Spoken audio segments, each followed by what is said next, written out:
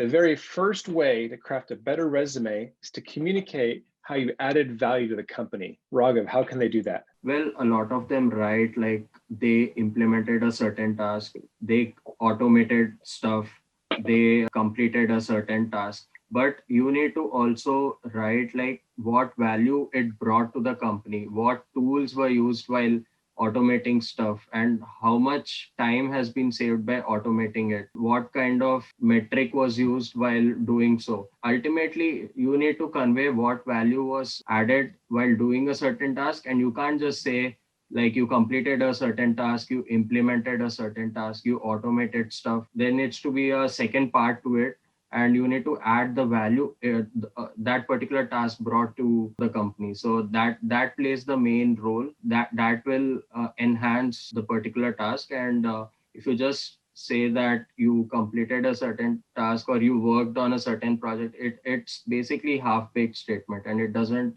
add much to resume. It's all about quantifying the amount of value that you added and the impact that that definitely had. The second way to craft a better resume is talking about implementing the key skills in your resume. How do they do that? We need to make sure that we add all the relevant keywords and skill set relevant with respect to the job role, and also whatever is relevant with whatever you have worked on. So you can't simply add a certain keyword just because it is there on a job role, but you need to add whatever keywords and key skills are relevant to your profile too. So in that way, you need to just break all the keywords in the job description and the job role, and then see what adds, what aligns with your profile, and then you can add that part in your resume.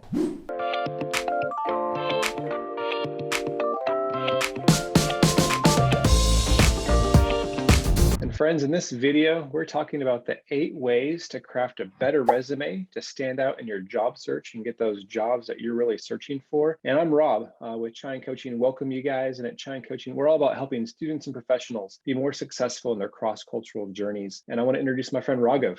Hi everyone, I'm Raghav. I'm currently working as a data analyst in FedEx in the financial and accounting team. I deal mainly with the financial data. I graduated from UTD in June 2020, and I started working as a full-time in FedEx since then. And Raghav's made another awesome video about LinkedIn and how to build your brand and community on LinkedIn. So be sure to check out that video. We'll have the links for you guys. We had 7 great tips there, but today we're talking about the 8 ways to craft a better resume. We've already done number 1, number 2. So number 3 is no general statements. What does that mean? As I spoke earlier in the tip number 2, we need to avoid using a lot of general statements like worked on Tableau, built a dashboard. It doesn't add much value when you just say a very half-baked statements like that. You need to make sure what specific task you're talking about, and you can't just keep it general, because even if you put it as a wastage of line, and at the same time it's not conveying what exactly you want to talk about. It's all about being specific. The more specific you are, the more quantifiable it's going to be, and the more it's going to stand out to the recruiters and the people who are going to read it. Talking about that, one of the ways to get more specific, the 4th way is metrics. So what are ways you can use metrics in your resume?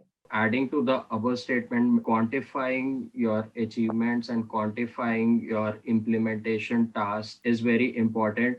So basically, what is metrics? It is nothing but quantifying something. How can you quantify something? Basically, you need to use either numbers. In terms of numbers, you can quantify. For example, how much budget was saved, or how much time was saved because of automated tasks. All these things in terms of numbers and percentages need to be put wherever applicable. That will enhance the resume with respect to your profile. That will basically add an overall value to your resume. And the 5th way for crafting a better resume, Raghav, is no repeated words. Why is this important? During a couple of months back, I was reviewing a few resumes. So during that time, I saw a lot of resumes had many words that were repeated. If you repeat a lot of words, it takes away the meaning, and the structure is not good. So basically what happens is you are not utilizing the right action verbs. For example, if you use implemented everywhere or designed everywhere, that's not good. You can definitely use better words. Also, I saw in few resumes like a certain programming language was being used a lot. So that part can be avoided. It's important to have the keywords. You just don't want to overuse them. Make sure you're branching out, right? Yes, correct. Yeah.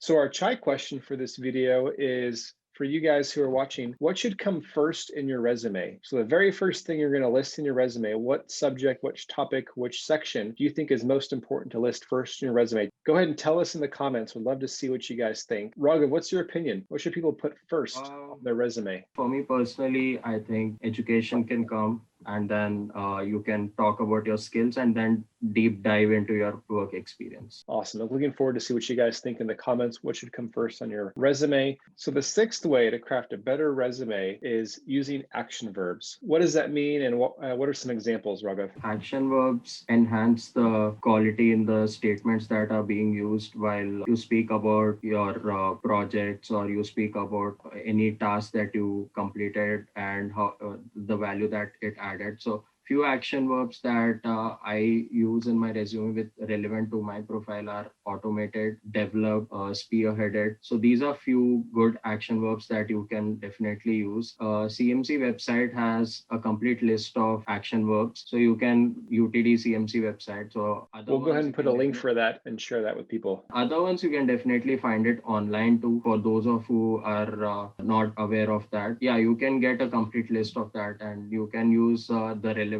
ones with respect to the task that has been done. We're getting close to the end here. Number 7 is standard formatting. So another way to upgrade your resume is using standard formatting. Consistency is something which is important, so that the visual appearance of the whole resume is good. If the interview is going through your profile, or the employer needs to, whenever he sees, it gives a good picture. Also for ATS also, like, it is a very important aspect, structuring of your resume and formatting, spacing, aligning with respect to the page. That is very important, and in most cases we tend to neglect that part, but it plays a key role too. And before we get to our 8th and final way, I want to share how you guys can get more involved here in the Chai coaching community. Recently, we started a Discord server, a great way to connect and dialogue and chat with other students and professionals, help each other out. It's been really fun seeing that take off.